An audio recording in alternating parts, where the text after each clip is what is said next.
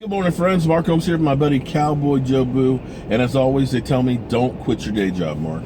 So I'm sitting here in traffic on my way to work.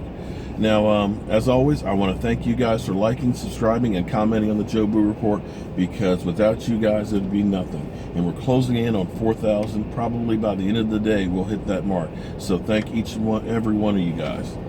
Now, I want you guys to prepare yourself, because today, I guarantee we'll be hearing Stephen A. Smith talking about they can't stay off the weed because of Randy Gregory situation.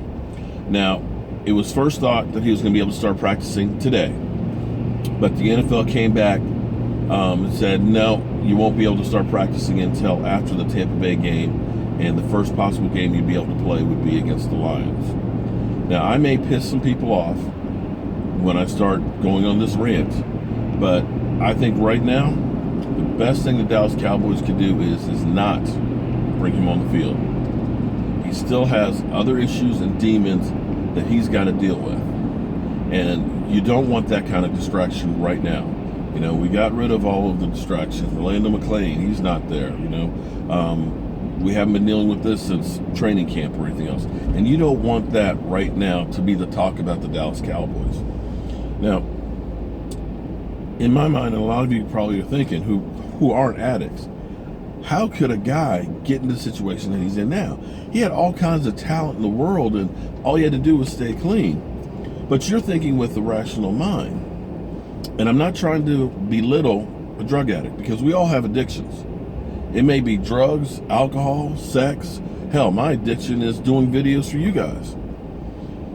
But when you have that urge or that itch, you'll literally just drop everything and nothing else matters but getting high.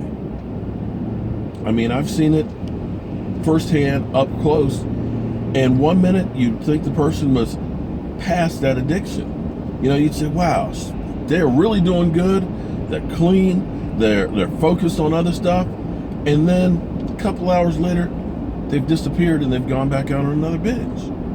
There's no rhyme or reason to the addiction, and he needs to get that taken care of before football. And that's my rationale side, trying to say that's why you don't want him there. You don't want the distraction. But on the football standpoint, he's not ready. Yes, he has all kinds of talent. In college 2 years ago, he was a fantastic player, but he was injured last year. He played in 12 games and had 11 tackles, 7 solos, 4 were assists. Not exactly a big impact. On top of it now, and some people will say, oh, well, he's been working out. Well, I got to tell you, working out doesn't mean jack. Football is football. You can be a long distance runner, you can be a sprinter, but it's totally different being in football shape. And the problem with the NFL is, with the collective bargaining agreement, after the regular season starts, you can only have 11 full pad workouts and none after week 11. So now you're talking about taking a guy who last had pads on last season, didn't do training camp, no practices during the season, then coming in and having a week of practice to play against the Lions, which is basically 3 days in a walkthrough. Sorry, you just can't get guys off the street that are going to make an impact.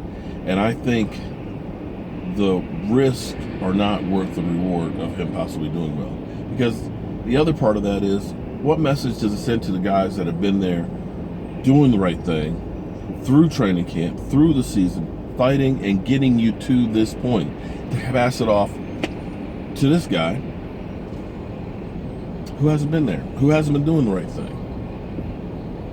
So that's my thoughts on why you need to leave it alone. Because today everybody will be talking about Randy Gregory and so on. And I don't want that to be the narrative for the Dallas Cowboys, these distractions.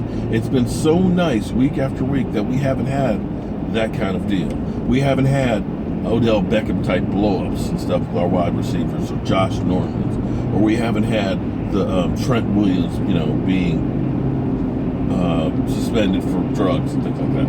I don't want this distraction from a team. So that's all I'm going to say about that. And one other note, looks like the Cowboys are going to get a little break because the JPP doesn't look to be playing this week against them. He's second on their team in sacks. I believe in the last 2 games before Pittsburgh, he had 4.5 sacks. So he was actually coming on and playing really, really well. So that's another little advantage for our Dallas Cowboys.